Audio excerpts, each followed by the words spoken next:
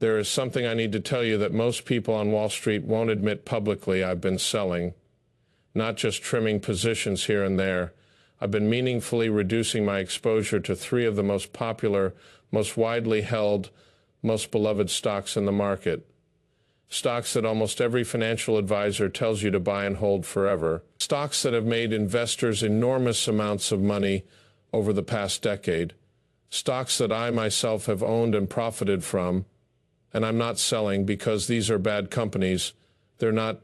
They're exceptional companies with strong competitive positions and talented management teams. I'm selling because I've learned over 40 years that there is a difference between a great company and a great investment. A great company can be a terrible investment if you pay too much for it, or if the circumstances that drove its success are changing.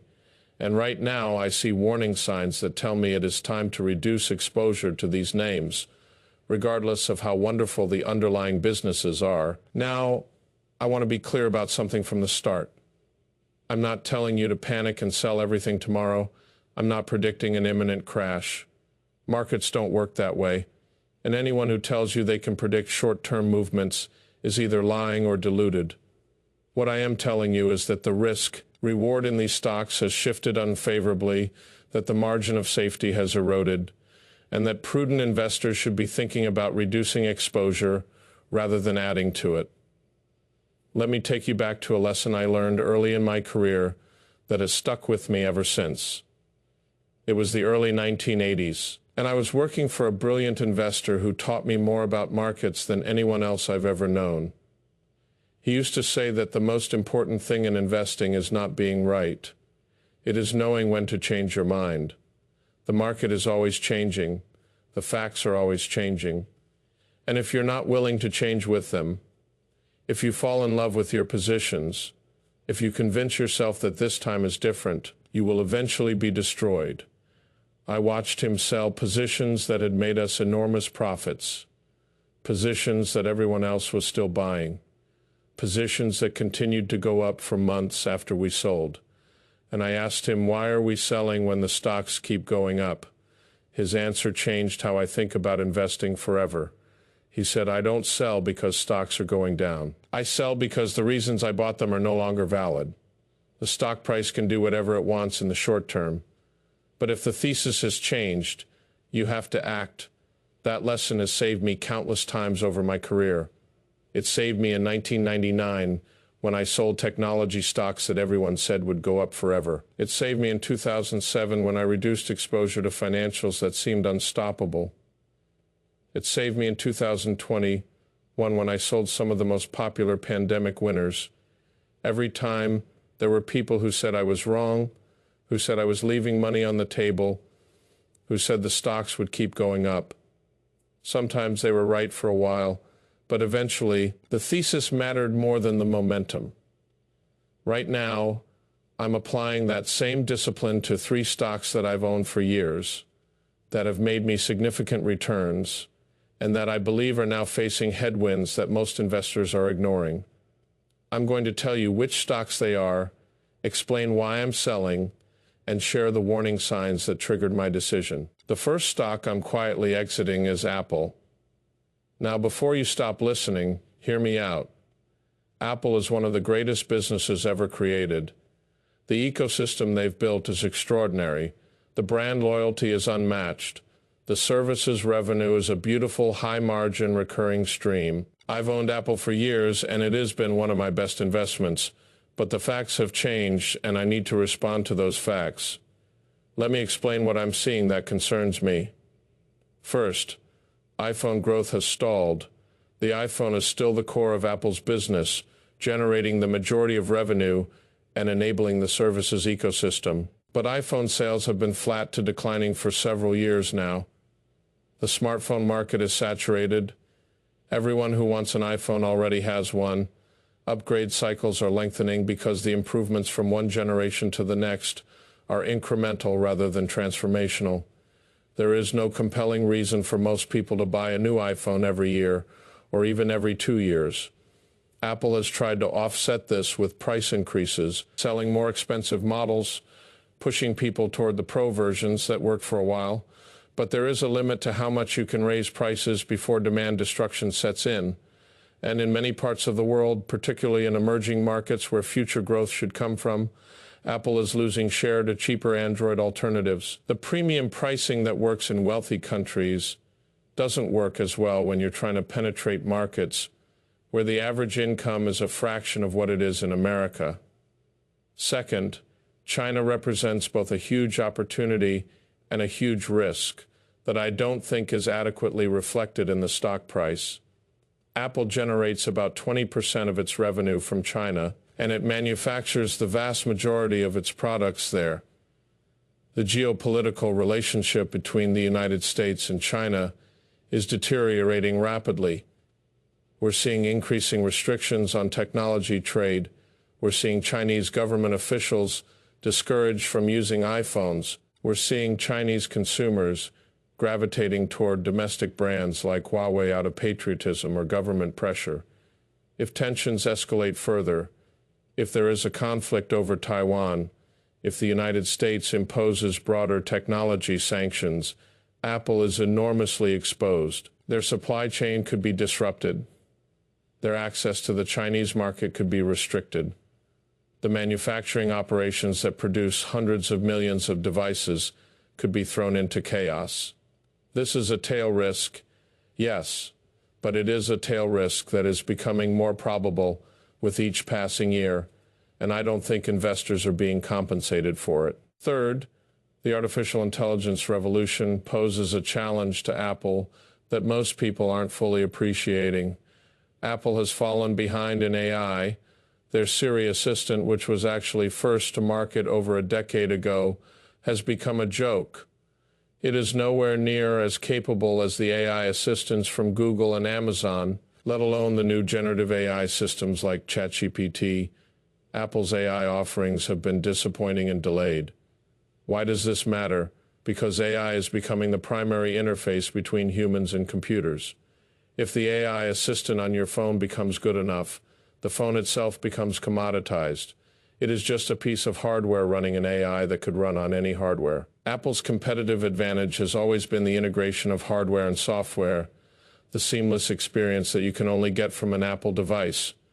But if the software that matters most is AI, and Apple doesn't have the best AI, that advantage erodes. Apple is trying to catch up. They've announced AI features, but they're at least a generation behind the leaders. And catching up in AI requires massive compute infrastructure that Apple hasn't invested in the way Google and Microsoft have. They're going to be integrating other companies' AI rather than building their own, which means sharing economics and ceding control. Fourth, and this is a more subtle point, Apple's multiple has expanded significantly while its growth has decelerated. Apple used to trade at 12 or 15 times earnings because it was seen as a hardware company with cyclical sales. Then it re-rated to 25 or 30 times earnings as investors began to view it as a services company with recurring revenue. That re-rating was a huge source of returns. But now what the stock is trading at a premium multiple for a company with minimal earnings growth. Where does the upside come from? The math on returns is simple. You get earnings growth plus multiple expansion plus dividends. If earnings are growing at low single digits, if the multiple is already stretched and unlikely to expand further, you're left with the dividend, which is less than 1%. That is not a compelling return profile for a stock trading near all-time highs. There is another issue that concerns me about Apple that doesn't get enough attention. The regulatory environment is turning hostile. Governments around the world are targeting big tech companies, and Apple is squarely in their sights. The European Union has forced Apple to allow alternative app stores, which threatens their 30% commission on app sales. The Department of Justice has filed an antitrust lawsuit. Regulators in multiple countries are scrutinizing Apple's practices. Now, Apple has navigated regulatory challenges before, but these challenges are multiplying and intensifying. Each concession Apple makes to regulators erodes the competitive moat that justifies the premium valuation. If developers can bypass the App Store, if users can sideload apps, if the walls around the Apple ecosystem become more permeable, some of the lock, and that makes Apple so profitable goes away. I also worry about the law of large numbers. Apple is nearly a $3.5 trillion company. It is one of the largest companies in the history of capitalism. To generate meaningful returns from this base, Apple needs to grow earnings substantially. Where does that growth come from? They've saturated the smartphone market. Services growth is decelerating. They haven't had a major new product category succeed since the Apple Watch, which was almost a decade ago. The Vision Pro headset has been a disappointment so far. Some bulls point to the potential for Apple to enter new markets like healthcare or automobiles. But entering new markets is incredibly difficult, especially for a company with Apple's premium positioning and margin expectations. The Apple Car project, which was in development for years, was recently canceled. Healthcare regulations create barriers that even Apple's engineering excellence can't easily overcome. I'm not saying Apple is going to crash. I'm saying the easy money has been made. The risk-reward has shifted. At current prices, you're paying a premium valuation for a company facing real challenges, and the margin of safety has evaporated. That is why I'm reducing my position. The second stock I'm quietly exiting is Tesla. This one might be even more controversial because Tesla inspires almost religious devotion among its fans. And I want to be clear, I have tremendous respect for what Elon Musk has accomplished. He proved that electric vehicles could be desirable. He built a manufacturing and charging infrastructure that competitors are still struggling to match. He created a brand that inspires passion unlike any automaker in history.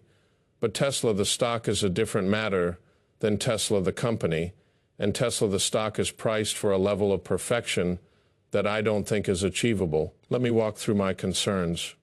First, competition is intensifying dramatically.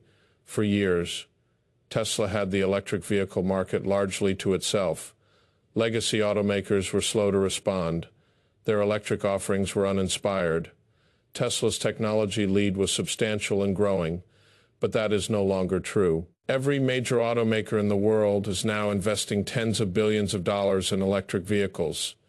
BMW, Mercedes, Volkswagen, Ford, GM, Hyundai, they're all bringing compelling electric vehicles to market.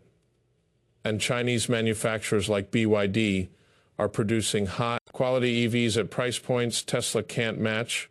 The competition is particularly fierce in China, which is the largest EV market in the world.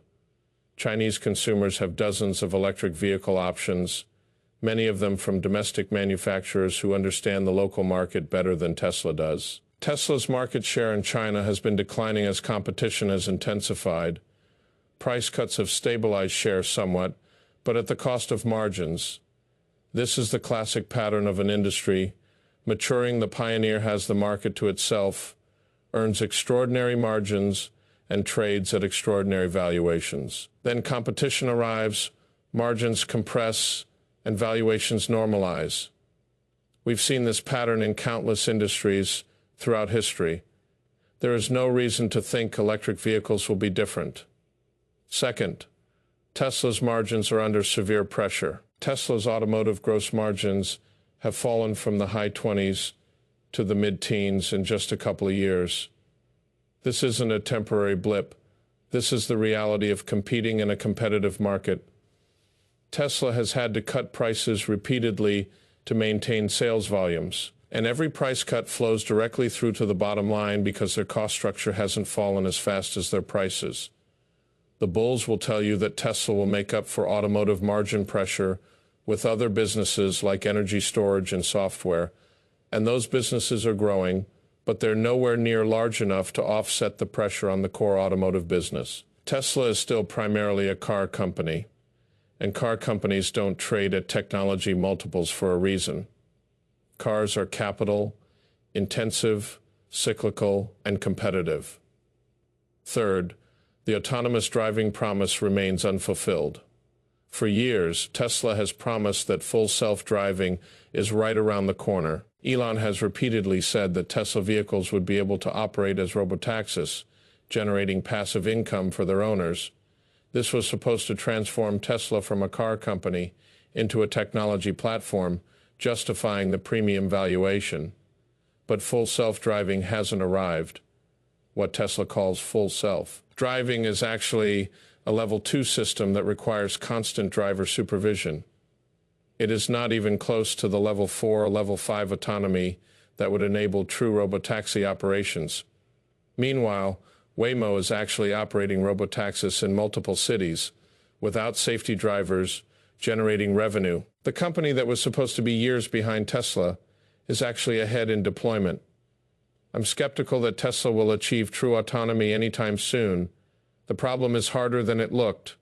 The edge cases are endless, and Tesla's approach of relying on cameras alone, without the LiDAR sensors that most other autonomous vehicle developers use, may have been a dead end. Every year that passes without full autonomy is another year that the valuation premium for robotaxis becomes harder to justify. Fourth, there is the Elon factor. Elon Musk is Tesla's greatest asset, and potentially its greatest liability. His vision and drive built the company, but his attention has been increasingly diverted to other ventures. Twitter, now called X, has consumed enormous amounts of his time and energy. SpaceX continues to demand attention. Neuralink, the Boring Company, various other projects compete for his focus. And Elon's behavior has become increasingly erratic in ways that damage the Tesla brand. His political commentary has alienated a significant portion of Tesla's customer base. Environmentally conscious consumers, who were once Tesla's core demographic, now have mixed feelings about supporting a company whose CEO has become a polarizing political figure. Brand damage is hard to quantify, but it is real. The stock is pricing in a scenario where everything goes right, where competition doesn't erode margins further, where autonomous driving is achieved soon, where new products like the Cybertruck and robotaxi succeed, where Elon remains focused and effective. That is a lot of things that have to go right for the stock to work from current prices. The margin of safety is zero. Let me share a historical parallel that I find instructive. In the early 2000s, Nokia was the dominant mobile phone company in the world. They had massive market share, strong brand loyalty, a great distribution network, and industry-leading technology. Their stock was priced for continued dominance. Then the iPhone came along, and within a few years, Nokia's mobile phone business was essentially worthless. The company that seemed invincible was obliterated by a paradigm shift it didn't see coming. I'm not saying Tesla is Nokia, but I am saying that dominance in one era doesn't guarantee dominance in the next. Tesla's lead came from being early to electric vehicles. But as the market matures, as competition intensifies, as customers have more choices, the advantages of being early diminish. What matters in a mature market is execution, cost structure, brand, and distribution. Tesla is good at some of these things, but not clearly superior to established automakers who have decades of manufacturing experience. The Cybertruck is another concern. It was supposed to be a revolutionary product that would dominate the pickup truck market. Instead, it has been plagued by production issues, quality problems, and tepid demand. The angular design that seemed bold in concept has proven polarizing in reality. The price has increased significantly from initial projections. The range is less than promised. The towing capacity when loaded kills the range even more. It is a niche product, not the mass market breakthrough that was promised. And there is the question of what Tesla actually is as a company. Is it an automaker? The valuation doesn't make sense for an automaker. Auto companies trade at single-digit price-to-earnings ratios because the business is capital-intensive, cyclical, and competitive. Is it a technology company? Then where is the technology moat? The battery technology isn't clearly superior to competitors anymore. The manufacturing technology has been matched. The software, while good, isn't generating the revenue that would justify a tech multiple. Is it a robotaxi company? Then show me the robotaxis. Is it an energy company? The energy business is growing, but it is a small fraction of automotive revenue. Is it a humanoid robot company? Optimus is years away from commercialization. If it ever happens, the story keeps shifting to justify a valuation that doesn't make sense under any single narrative. The third stock I'm quietly exiting is NVIDIA. Now, this might seem like the craziest call of all because NVIDIA has been the best performing major stock over the past 2 years. The AI boom has turned NVIDIA into the most important semiconductor company in the world. Their chips are essential for training and running AI models. Every hyperscaler, every tech giant, every AI startup is desperately trying to get their hands on NVIDIA GPUs. The company is printing money, and yet I'm reducing my position. Here is why. First, the valuation is extreme even after accounting for explosive growth. Yes, NVIDIA's earnings have grown faster than almost any company in history. Yes, they have pricing power. Yes, they're sold out for quarters in advance, but the stock price has risen even faster than the earnings. You're paying a massive premium for a company that has to continue executing flawlessly just to justify current prices. Let me put some numbers on this. NVIDIA is trading at around 30 times next year's expected earnings. For a company growing earnings at triple-digit rates, that might seem reasonable. But what happens when growth inevitably slows? What multiple does a semiconductor company deserve when it is growing at 30% instead of 100%? History says 15 to 20 times, maybe less. If growth moderates and the multiple compresses, you can have a stock that goes nowhere or down even as the business continues to do well. That is the danger of buying at peak multiple. Second, competition is coming, and it is coming from NVIDIA's own customers. Amazon, Google, Microsoft, Meta, all of the hyperscalers who are NVIDIA's biggest customers are developing their own AI chips. They don't want to be dependent on a single supplier who can charge them whatever they want. They have the resources, the talent, and the incentive to develop alternatives. Now, NVIDIA's technology lead is substantial. Their CUDA software ecosystem creates significant switching costs. Custom chips won't replace NVIDIA GPUs for every workload. But at the margin, every workload that moves to custom silicon is revenue that NVIDIA doesn't get.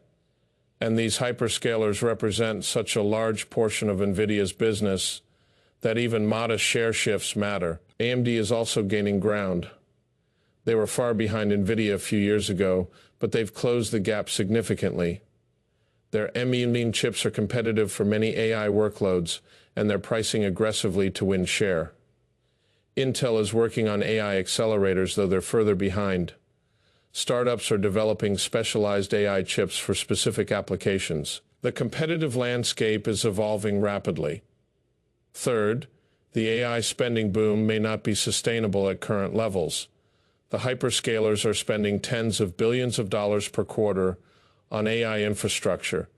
This spending is based on the expectation that AI will generate enormous returns. But those returns haven't materialized yet for most applications. Outside of a few use cases, AI hasn't transformed business models or generated significant new revenue. At some point, if the returns don't appear, the spending will moderate. I'm not saying AI is a bubble or that it won't deliver value. I believe AI is transformational, but the timing of that transformation is uncertain, and the relationship between infrastructure spending and application revenue is unclear. If the hyperscalers decide they've overinvested, if they pause to digest what they've built, NVIDIA's revenue could decline significantly from current levels. The stock is priced for continuous acceleration, not for any moderation. Fourth, there is export control risk. The United States government has restricted the export of advanced AI chips to China. These restrictions have already impacted NVIDIA's business in one of the world's largest markets, and the restrictions could get tighter if the geopolitical situation deteriorates. If the government decides that AI chips are too strategically important to sell to potential adversaries, NVIDIA's addressable market shrinks significantly. NVIDIA has tried to develop less capable chips, specifically for the China market, that comply with export controls. But the Chinese government has now discouraged domestic companies from buying even these restricted chips. The China market, which used to be a major growth driver, has become a major headwind. This is a structural change, not a temporary one. I've made enormous profits on NVIDIA. It has been one of my best trades of the past few years, but the time has come to ring the register. The easy gains have been made from here. You need everything to go right to make money. That is not the kind of risk-reward I want. There is another concern about NVIDIA that I want to address, and it is more subtle. The company has benefited from being the only game in town during an unprecedented demand surge. When every company in the world suddenly needs AI chips, and only one company can provide them in volume, that company can charge whatever it wants. That is exactly what NVIDIA has done. Their gross margins have expanded to levels that are extraordinary for a semiconductor company, but that pricing power is not permanent. It exists because of a temporary imbalance between supply and demand. As supply catches up, as alternatives become available, as customers develop more bargaining power, margins will normalize. They always do. No company in history has maintained 90% gross margins indefinitely. Competition, alternatives, and customer pushback eventually bring margins back to earth. I've seen this pattern many times in my career. A company has a breakthrough product, enjoys a period of extraordinary profitability, and the stock goes to the moon. Investors extrapolate the exceptional conditions indefinitely, then competition arrives, margins compress, growth slows, and the stock gives back years of gains in months. Intel in the 1990s, Cisco in the 2000s. It is a recurring pattern that investors never seem to learn from. The AI infrastructure build-out will continue. NVIDIA will continue to be an important company, but the stock has priced in perfection, and perfection is hard to deliver quarter after quarter. Year after year, at some point, there will be a miss. At some point, guidance will disappoint. At some point, competition will take share, and when that happens, the stock that was priced for perfection will reprice for reality. Now let me step back and talk about what these three stocks have in common, because there is a pattern here that goes beyond the individual companies. All three are momentum darlings. They're the stocks that everyone owns, that every index fund is overweight, that every financial advisor recommends. When you buy the S&P 500, you're buying massive positions in these names because they're the largest weights in the index. This creates a reflexive dynamic where money flowing into index funds pushes up these stocks, which increases their index weight, which means more money flows into them. This momentum can persist for a very long time, but it also creates a situation where these stocks become systematically overvalued relative to the rest of the market.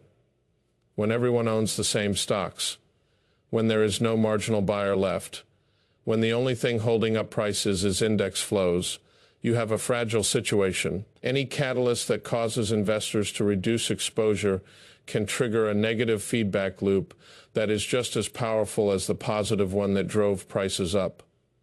All three are trading at premium valuations that leave no room for disappointment. Apple at 30 times earnings, Tesla at over 50 times earnings, NVIDIA at 30 times forward earnings during a once-in-a-generation growth spurt. These valuations assume continued excellence. They assume no competitive threats materialize. They assume no regulatory or geopolitical problems emerge. They assume growth continues indefinitely. Reality rarely cooperates with such optimistic assumptions. All three face genuine challenges that investors are ignoring because the stocks keep going up. This is the danger of momentum. When a stock is going up, people rationalize why it should keep going up. They dismiss concerns. They point to the price action as evidence that the bulls must be right. But price action and fundamentals eventually converge, and when they do, the adjustment can be sudden and painful. I want to address a question I often get when I talk about selling popular stocks. People ask, aren't you worried about missing further upside? What if these stocks double from here? The answer is yes, they might. They might go up another 50% or double before they eventually correct. Momentum is a powerful force. But here's what I've learned over 40 years. You don't have to catch every move. You don't have to hold until the absolute top. What you have to do is manage risk appropriately and preserve capital for opportunities where the risk-reward is more favorable.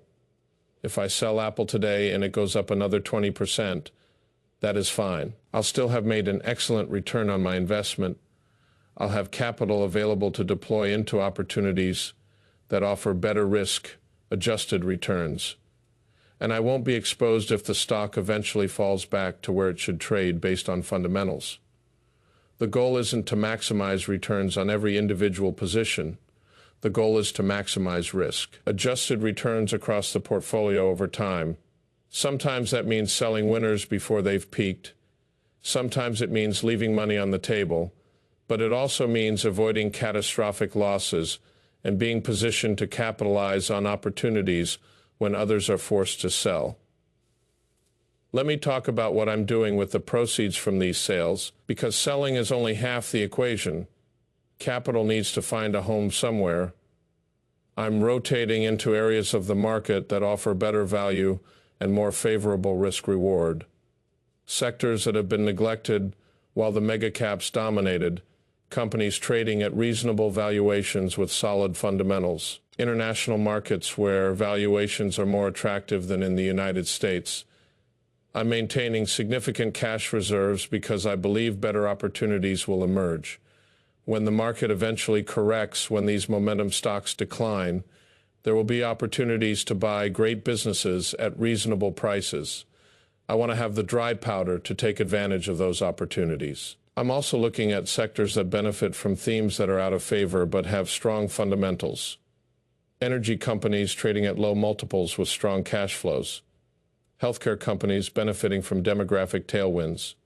Industrial companies that will benefit from infrastructure spending and reshoring. Defense companies seeing rising demand from a more dangerous world.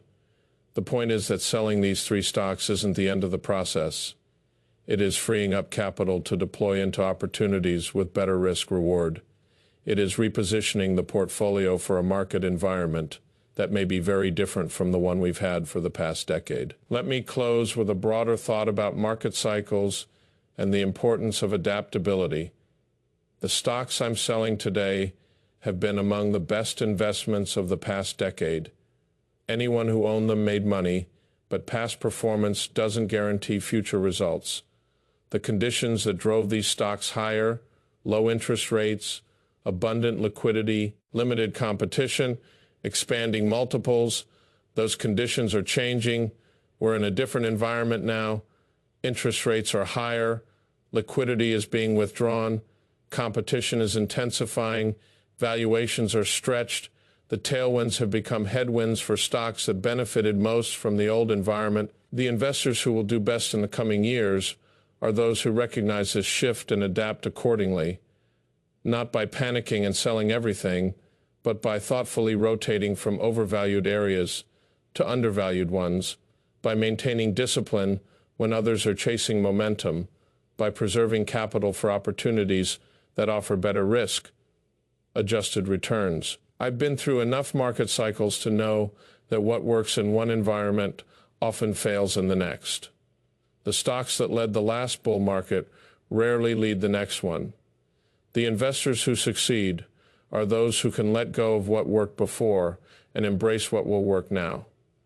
That is why I'm quietly exiting these three popular stocks.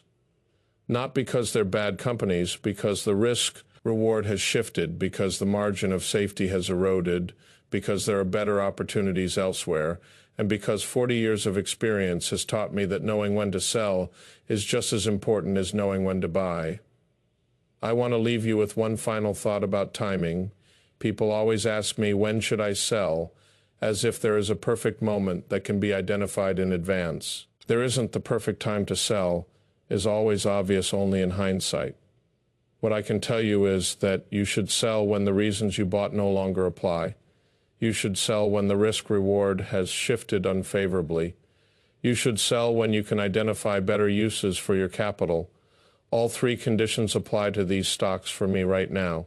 The reasons I bought them: compelling valuations combined with growth potential, no longer apply the risk. Reward has shifted because valuations are stretched and challenges are mounting, and I can identify better uses for my capital in sectors and stocks that haven't been bid up to perfection. Will I be early? Probably. Momentum stocks often go up longer than anyone expects. Will I leave money on the table? Possibly. These stocks might have another leg higher before they correct, but I've learned that being a little early on exits is far better than being a little late. The cost of being late, of writing stocks down from their peaks, is far greater than the cost of missing the final rally. This is my warning sign. What you do with it is up to you.